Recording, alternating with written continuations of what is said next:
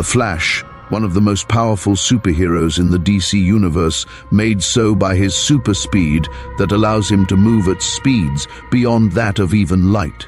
In the world of pop culture, his powers work well, unencumbered by any laws or barriers that prevent him from using all of his power. But in the real world, where physics dictates the laws, the story is very different. Even as you start running at speeds that rival or exceed the speed of sound, you begin to encounter a massive amount of air resistance. At such high speeds, you would essentially be colliding with every single air molecule in your path. If you have ever stuck your head out a car window at 60 miles per hour, you'll understand. Now multiply the speed by 10, 100, 1000 and even more. The air resistance increases dramatically as your speed increases, creating what's called a drag force. As speed increases, this drag would become so intense that it would feel like hitting a solid wall. This intense collision with air molecules would cause a significant buildup of heat due to friction. The faster you go, the more friction that would be created. The air would be compressed in front of you, creating a wave of pressure that could generate temperatures similar to those produced by a spacecraft re-entering Earth's atmosphere, which is in the thousands of degrees. This would not only burn anything in your path, but also create a massive shockwave that could cause serious damage to the environment, shattering windows, knocking down structures, and potentially injuring people around you, and it all becomes more intense the faster you go. Running at super speed would also create intense friction between your feet and the ground. As you push off with each stride, the energy generated by that friction would convert to heat, eventually reaching melting and even vaporizing temperatures. The ground beneath you, whether it's concrete, asphalt, or grass, would likely catch fire or completely melt due to the massive heat generated. You'd leave a trail of melted destruction behind you, again, made worse as your speed increased with every step. In real-world physics, this friction would also damage your shoes, your feet, and even your entire body. As your speed increases, so does friction, and with it heat generation, which would eventually hit a temperature that would cause your entire body to evaporate in the massive temperatures. You will need shoes and a suit made of special materials to withstand these temperatures.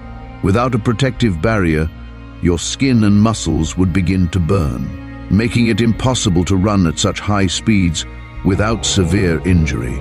There is no material that we know of that could be used to develop a suit that would enable you to run at extreme speeds. To move at super speed, you would need an astronomical amount of energy.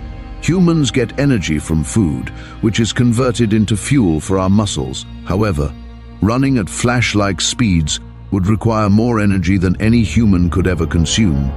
Calculations show that to run at speeds near the speed of light, you would need to burn billions of calories every second, far more than any diet could ever provide, let alone a human digestive system.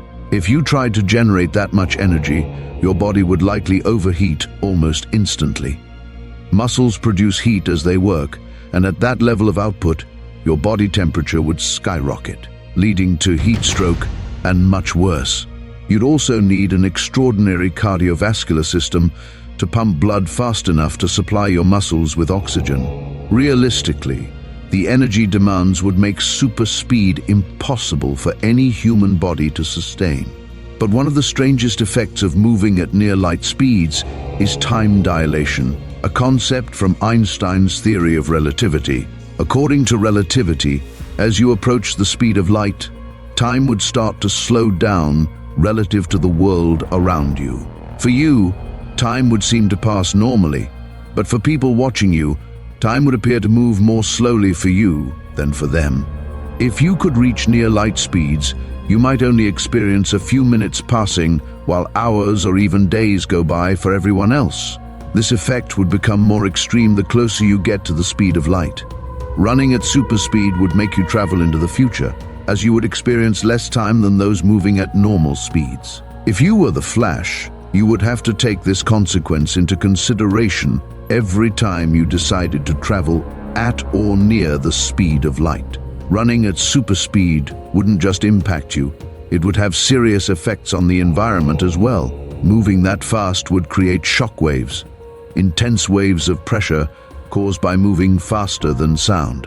These shock waves could cause serious damage, breaking windows, damaging buildings, and creating explosions of force that would knock over objects and people. Additionally, you'd likely disturb the atmosphere, potentially causing storms and disturbances in the weather.